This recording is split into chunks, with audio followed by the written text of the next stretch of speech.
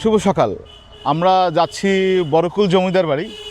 এই জায়গাটার নাম হচ্ছে গৌরীপুর। তো এখানে আমাদের একটা ছোট্ট চায়ের বিরতি। সকালবেলা নাস্তা খেয়ে দেশবন্ধু সুইটস, প্রায় 68 বছর পুরনো একটি হোটেল, ইনক্লাবের সামনে মতিঝিলে, ওখানে নাস্তা করে আমরা চলে আসছি। তো দেখা হবে বড়কুল জমিদার বাড়িতে।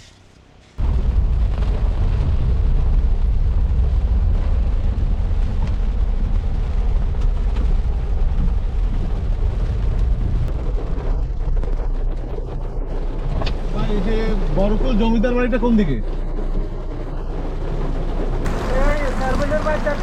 হ্যাঁ হ্যাঁ,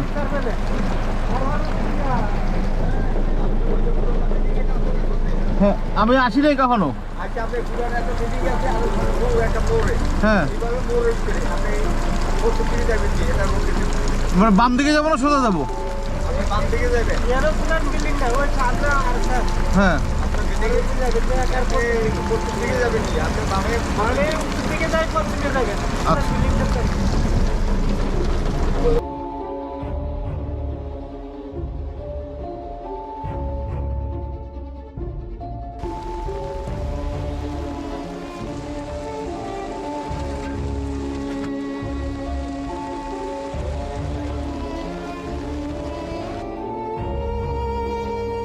এই যে একটা পুরান বাড়ি।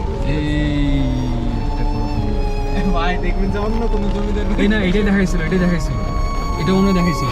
এটা কি বাড়ি, এটা তাহলে খোঁজ নেই, দাঁড়াই এখানে।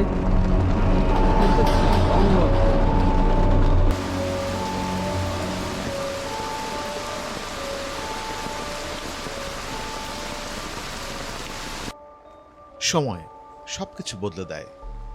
একটা সময় ছিল এই বড়কুল জমিদার বাড়ি ছিল ক্ষমতা, ঐশ্বর্য আর মানুষের কোলাহলে ভরা।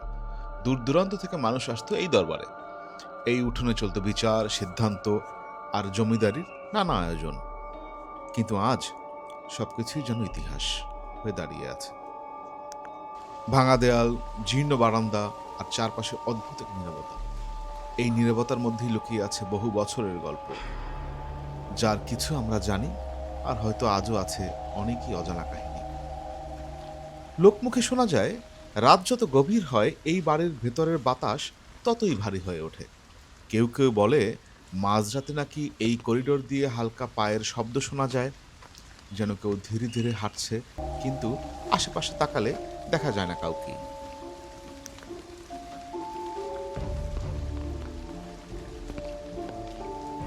এই ভাঙা সিঁড়িগুলো একসময় হয়তো কত মানুষের পদচারণায় মুখর ছিল।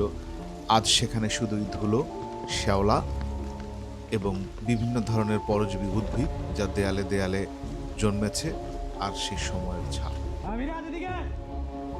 এই ঘরগুলো একসময় আলোয় ভরা ছিল, ঝাড়বাতি জ্বলত, মানুষের হাসির শব্দে ভেসে আসতো চারিদিকে। কিন্তু এখন এই ঘরগুলোতে ঢুকলেই মনে হয় কেউ যেন নিঃশব্দে তাকিয়ে আছে। বড়কুল জমিদার বাড়ি শুধুই একটি পুরনো স্থাপনা নয়, এটা এক টুকরো ইতিহাস। এই দেয়ালের ফাঁকে ফাঁকে লুকিয়ে আছে অসংখ্য গল্প, অসংখ্য মানুষের জীবন আর হয়তো কিছু অমীমাংসিত রহস্য।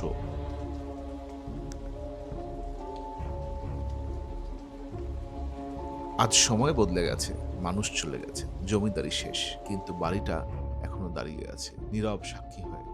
কে জানে এই নীরবতার আড়ালে আর কত গল্প লুকিয়ে আছে। হয়তো সেই গল্পগুলো এখনো এই ভাঙা বারান্দা আর অন্ধকার করিডোরের মধ্যে ধীরে ধীরে ভেসে বেড়ায়। বড়কুল জমিদার বাড়ি একটি জায়গা যেখানে ইতিহাস, নীরবতা আর রহস্য আজও একসাথে বেঁচে আছে।